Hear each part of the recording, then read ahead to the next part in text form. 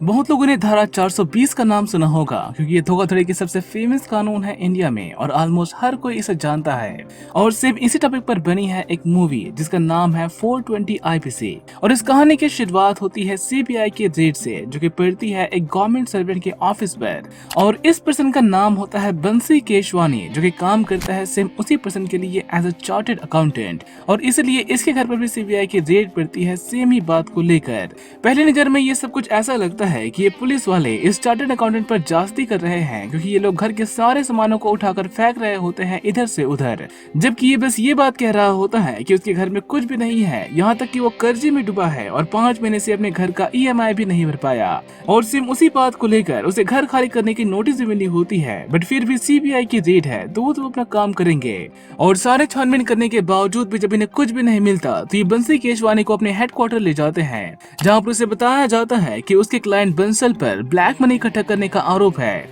और सिंस ये उसी के फैमिली अफेयर्स को हैंडल करता था तो इससे भी सारी पूछताछ चल रही होती है उसी बात को लेकर, जिसके लिए ये भी कहता है कि वो उसका नहीं बल्कि उसकी वाइफ, बेटे और बेटी के अकाउंट्स को हैंडल करता था। उसके अकाउंट का उसे कोई भी आइडिया नहीं है, बट इतना बड़ा कांड हुआ है तो पुलिस उसे इतनी आसानी से तो छोड़ेगी नहीं, इसलिए इसके भी सारे अकाउंट्स को चेक किए जाते हैं as a part of investigation. और पूरे दिन की पूछताछ के बाद ये ऑफिसर रिपोर्ट सबमिट करता है अपने सीनियर को कि उसके अकाउंट में उसे कोई भी सस्पिशियस डीलिंग्स नहीं मिली, बट फिर भी ये ऑफिसर उसके पीछे अपने आदमियों को लगाने के लिए कहता है जस्ट इन केस इन्हें कोई इन्फॉर्मेशन मिल जाए। और सीन यहाँ से शिफ्ट होती है अगले दिन की सुबह, जहाँ पर नीरज सिन्हा नाम के एक कॉन्ट्रैक्टर को इंट्रोड्यूस किया जाता है इस कहानी में। ये बंदा थोड़ा सा पैसे वाला होता है, कॉन्ट्रैक्टर मतलब कि करोड़ों की डीलिंग्स, और इसका भी चार्टर्ड अकाउंटेंट होता है बंसी केशवानी, जो कि इसी से काम के लिए मिलने के लिए आता है उसके ऑफिस। और ये बात कर ही रहे होते हैं कि नीरज को एक कॉल आता है और सेम उसी के लिए ये ऑलमोस्ट 30 मिनट के लिए अपने ऑफिस से बाहर चला जाता है।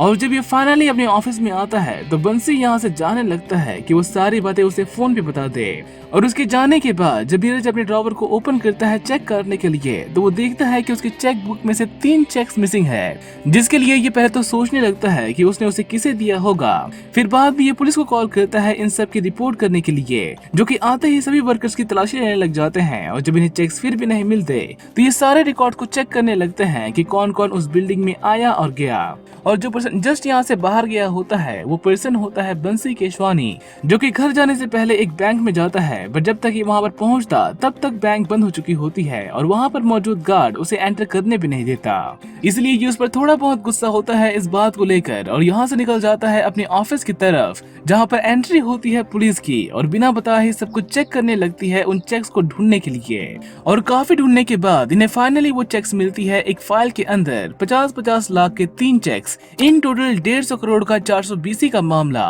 और सेम उसी बात के लिए पुलिस उसे अरेस्ट करके भी ले जाती है। और जब इनका वकील जमानत के लिए आता है तो पुलिस उसे बताते हैं कि ये एक नॉन बिलेबल केस है और कोर्ट ने ऑलरेडी उनकी अर्जी को रिजेक्ट कर दिया है। और 24 घंटे के बाद इनकी पेशी होती है कोर्ट में, जहाँ पर 2 टॉप क्लास लॉयर को इंट्रोड्यूस किया जाता है, जिनमें से पहला लॉयर होता है जमशेद जी, एक सीनियर लॉयर जो कि आज तक एक भी केस नहीं हारा और ये लड़ रहा होता है नीरज सिन्हा की तरफ से। तो वहीं इनका नाम होता है बिरबल चौधरी, एक यंग स्मार्ट लॉयर जिसका शायद ये पहला केस होगा, मे भी दूसरा, और ये लड़ रहा होता है बंसी केशवानी की तरफ से। And the most thrilling part शुरू होती है जज के आने पर, जहां पर जमशेद जी इस केस की ब्रीफिंग करते हैं जज के सामने कि बंसी केशवानी ने उनके क्लाइंट नीरज सिन्हा के साथ धोखाधड़ी करने की कोशिश की और उनकी चेक बुक में से 3 चेक्स फाड़कर वो अपने ऑफिस ले गए, जहां पर उन्होंने सारी डिटेल्स को फिल किए और उनकी नकली सिग्नेचर किए ताकि उनके अकाउंट से वो 150 करोड़ पैसे निकाल सके। पर जब तक वो उन्हें कैश करवा पाता तब तक पुलिस उन्हें अरेस्ट कर लेती है रंगे हाथों। और अपनी बात को साबित करने के लिए ये नीरज सिन्हा को भी बुलाता है और उसे पूछता है कि क्या बंसी केशवानी ये बात जानता था कि आप चेक कहाँ रखते थे,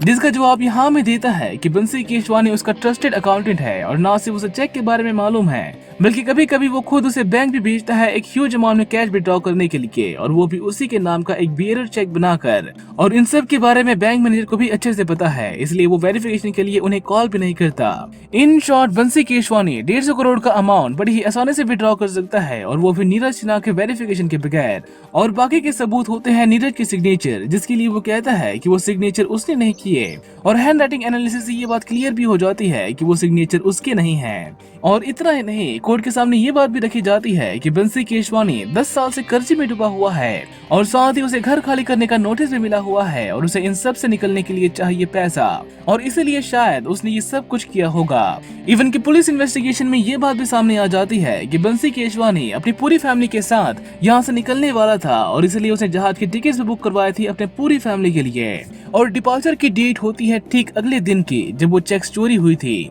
मतलब कि उस चेक के चोरी होने के ठीक दूसरे दिन। लिए देखिए इनके पास वो सारे सबूत होते हैं और सारे लॉजिकल रीजन भी जो कि ये बात साबित करती है कि ये सब उसी ने किया होगा। यहाँ तक कि ये लॉयर उसके क्लाइंट भोसले, ब्लैक मनी और सीबीआई इंक्वायरी को भी नहीं छोड़ता और सब कुछ उठाकर कोर्ट के सामने रखता है ताकि उसका पक्ष और भी मजबूत हो जाए। बट क्या यही बात सच है या फिर इससे भी कुछ और है जो कि सिर्फ बंसी केशवानी जानता है और इसे जानबूझकर इन सब में फंसाया जा रहा है? अभी के लिए बीरबल भी इनके आरोपों का जवाब देता है कि पुलिस ने उसके क्लाइंट को रंगे हाथों नहीं पकड़ा बल्कि वो चेक्स उनके ऑफिस में मिले थे और ये मांग करता है उन चेक्स की फॉरेंसिक करवाने की ताकि उसमें लगे फिंगरप्रिंट्स की पहचान हो सके। और इस तरह से पहले दिन की कार्यवाही स्थगित हो जाती है और कोर्ट रूम से बाहर बीरबल की असिस्टेंट उसे इसी केस को लेकर बात करती है और उसे कहती है कि उसे लगता है कि बंसी केशवानी ही दोषी है क्योंकि सारे सबूत उसी के अगेंस्ट होते हैं, एक भी सबूत ऐसा नहीं होता जिस पर ये उंगली उठा सके। बट फिर भी बीरबल इन केस को अपने तरह से देखता है और बारीक से बारीक डिटेल्स को नोटिस करता है, जैसे कि उन चेक्स पर फोल्ड लाइंस होते हैं जैसे कि किसी ने उन्हें फोल्ड करके रखे हों।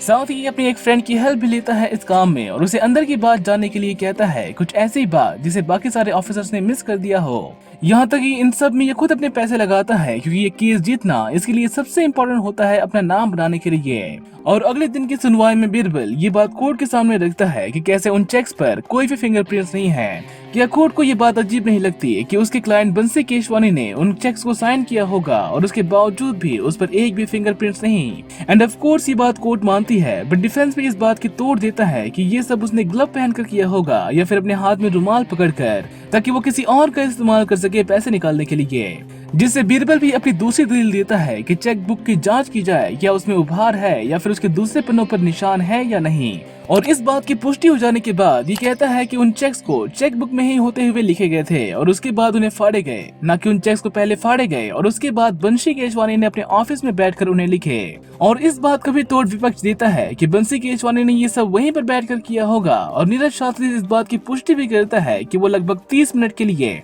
अपने ऑफिस से बाहर था। और सेम इसी तरह से इस दिन की कार्यवाही भी स्थगित हो जाती है। और सेम इसी दिन बीरबल जब बंसी केशवानी के घर जाता है तो वहाँ पर एक डब्बा वाला आता है जो कि अपने 4000 मांग रहा होता है कि उन्होंने उसके 6 महीने का बकाया नहीं दिया। इन लोगों की हालत इतनी बुरी होती है कि दुनिया के सामने इनके पास ऑलमोस्ट कुछ भी नहीं होता, यहाँ तक इन्हें 4000 के लिए भी खिचखिच करनी पड़ती है। और यहाँ से निकलकर बीरबल जब अपने फ्रेंड से मिलता है तो वो देती है उसे एक टिप और ये टिप लीड करती है उसे डब्बे वाले की तरफ, जिसके बारे में जब ये पता लगाता है तो इसे पता चलता है कि वही पर्सन बंसी की ऑफिस में भी जाता था और सेम नीरज सिन्हा के ऑफिस में भी। और इसके हिसाब से उसी ने वो चेक्स बंसी की ऑफिस में रखे होंगे और सेम इसी के लिए ये जज से भी मिलता है ताकि वो उससे परमिशन ले सके उसे कोर्ट रूम में पेश करने के लिए। और सेम अगले दिन उसी डब्बे वाले की कोर्ट में पेशी होती है जहाँ पर बीरबल उसे स्टार्ट में डराने धमकाना शुरू करता है कि अगर उसने झूठ बोला तो उसे जेल हो सकती है। और फिर उसे आधा अधूरा वीडियो दिखाकर उसे सच बताने के लिए कहता है कि वो खुद बताए कि उसके बाद क्या हुआ था।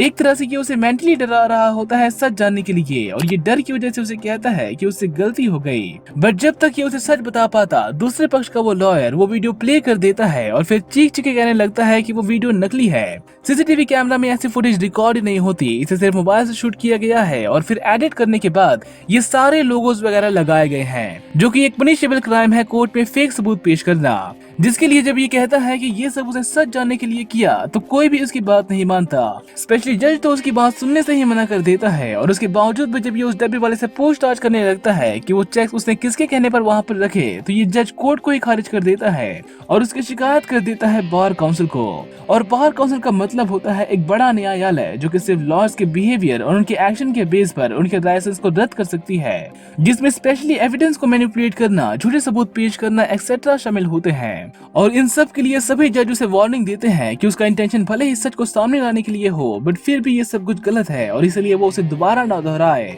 और अगले दिन वो डब्बा वाला हो जाता है गायब, एकदम पूरी तरह से गायब, जिससे इनका एक इम्पोर्टेंट सबूत इनके हाथ से चला जाता है। और इन सब से परेशान बंसी की वाइफ जज को कुछ देने की बात करती है, लाइक रिश्वत, क्योंकि जज यहाँ पर मोस्टली उस दूसरे पक्ष के लॉयर को सपोर्ट कर रहा होता है इन अ पार्शियल वे, जिसके लिए बिरबल कहता है कि अगर वो ऐसा करेंगे तो उनकी मुसीबतें और भी बढ़ जाएंगी और उनका पक्ष और भी कमजोर हो जाएगा। इसलिए पूजा अच्छी खासी तैयार होकर मिलने के लिए जाती है उस नीरज सिन्हा से, ताकि उसे कन्विंस कर सके उस केस को वापस लेने के लिए। And now before you get the wrong idea, यहाँ पर कुछ और ही हो रहा होता है, समथिंग बिग, जो कि इस केस का पूरा नक्शा ही पलट कर रख देगा। अभी के लिए ये वकील बंसी केशवानी के घर की छानबीन की मांग करता है कि ऐसा करने पर उन्हें कुछ और भी सबूत मिल सकते हैं, और जज इस बात की परमिशन भी दे देता है और इस दूसरे पक्ष की एक भी नहीं सुनता। और जब पुलिस उसी घर की एक बार फिर से तलाशी लेती है तो उन्हें अब वहाँ से मिलती है नीरज सिन्हा के घर के प्रॉपर्टी के पेपर्स, और इन्हीं सब के बेस पर ये लॉयर आरोप लगाता है कि न सिर्फ चेक्स बल्कि बंसी केशवानी नीरज सिन्हा के प्रॉपर्टीज को भी लेकर यहाँ से भागने वाला था, ताकि उनके बेस पर ये लोन ले सके और ये देश छोड़ दे।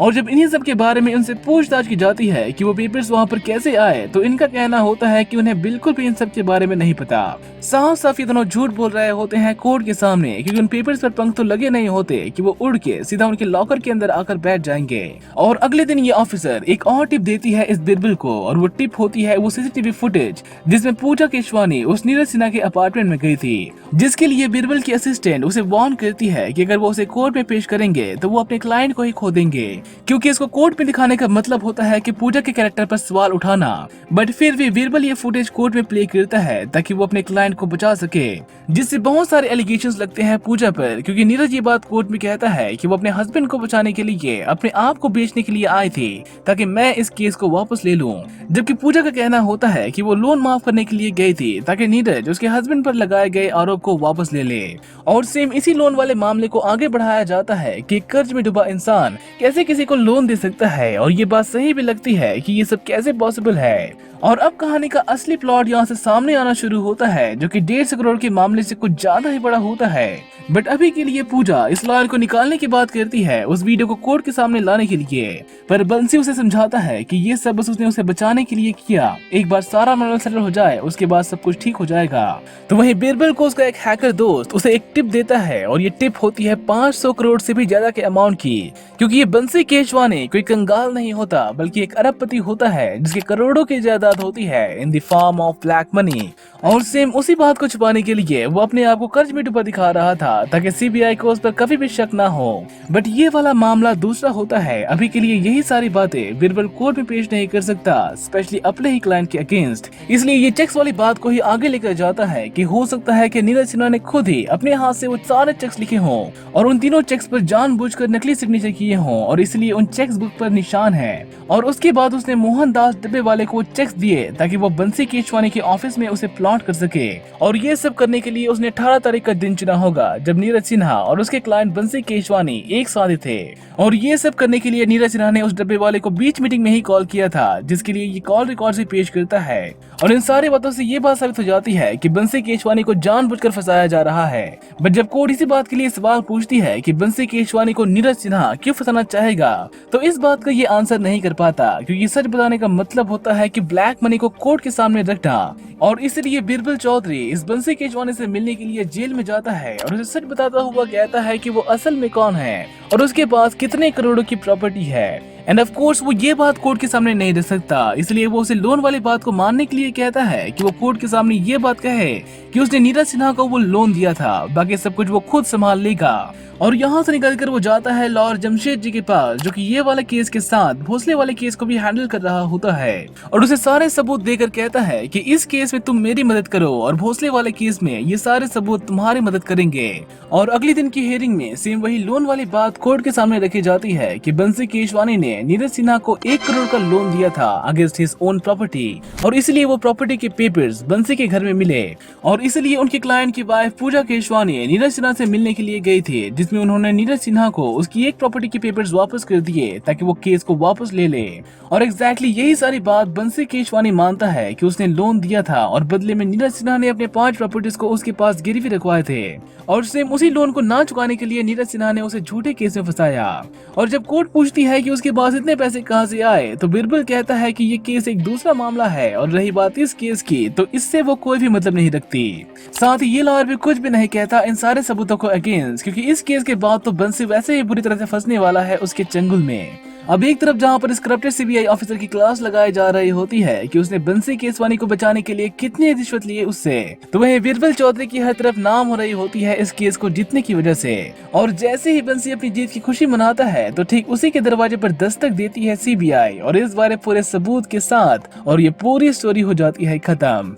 और रही बात इस मूवी की, तो मुझे इसमें एक बात बहुत ही अच्छी लगी कि ये स्टोरी कहीं से कॉपी नहीं की गई है और साथ ही हमें कोई बेकार का ड्रामा भी नहीं देखने को मिलता और ना ही इसमें कोई गाना है। हमें बस एक कॉम्प्लेक्स येट इंटरेस्टिंग स्टोरी परोसी जाती है जो कि start to end full to thrill के साथ आगे बढ़ती है। And I hope you guys enjoyed this story. और इसी तरह के और भी वीडियोस पाने के लिए सब्सक्राइब करें इस चैनल को and turn on the notification bell for the latest videos. और कमेंट करके आप मुझे ऐसी ही मूवीज को सजेस्ट कर सकते हैं ताकि मैं उसे एक्सप्लेन करके आप सबको एंटरटेन कर सकूं। Till then have a great day ahead.